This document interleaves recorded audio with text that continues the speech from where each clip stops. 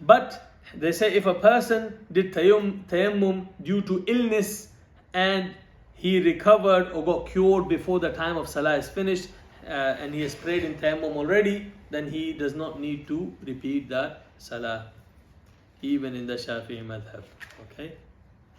And just touch on the cold weather. If someone did tayammum due to extreme cold, either the weather is really cold or the water is really cold.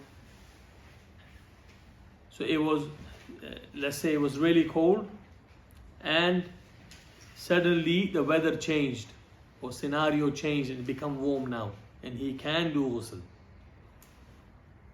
He lives in a very, very cold area and the cold water was cold. His boiler wasn't working. I don't know, it was life-threatening for him to go into icy water and do ghusl.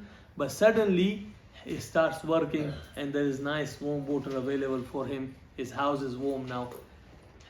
Within the salah time, if someone did tayammum because it was cold, he couldn't do ghusl or wudu, but then the situation became better before the time of salah has finished. So if he's a traveler, he doesn't need to repeat the salah. But if he's a resident, then there are two opinions in the Shafi'i madhab, whether he should repeat it or not repeat it. But in general, the fuqaha say he should not repeat it. So to understand the Shafi'i madhab, if the occurrence is rare, for example, a resident person, it is rare for him to not be able to do wudu because he can't find water. That's rare. It happens hardly ever. You live in the city. When is the last time you had to do tayammum because there was no access to water?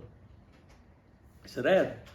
So they say when it's rare, then you should repeat the salah.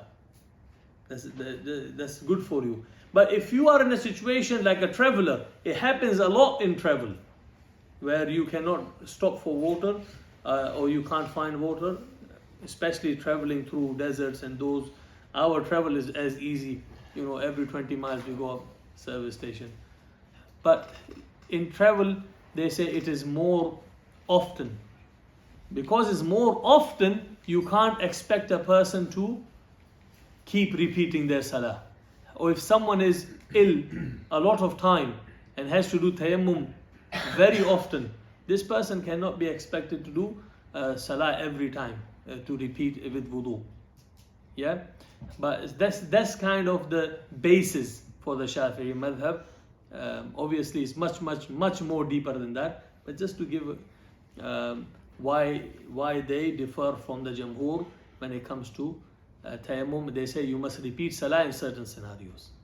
Alright? And if you are a Shafi'i and you are doing tayammum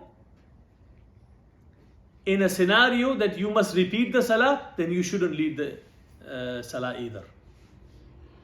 If you are in a scenario as a Shafi'i, they say if you are in a scenario where you should repeat salah, then you shouldn't lead with that tayammum. But if you are in a scenario where you do not have to repeat the salah with wudu, then you may be imam. But every madhab have the ruling according to their understanding. So when they have one understanding, it has impact on everything else which comes after it. Alright?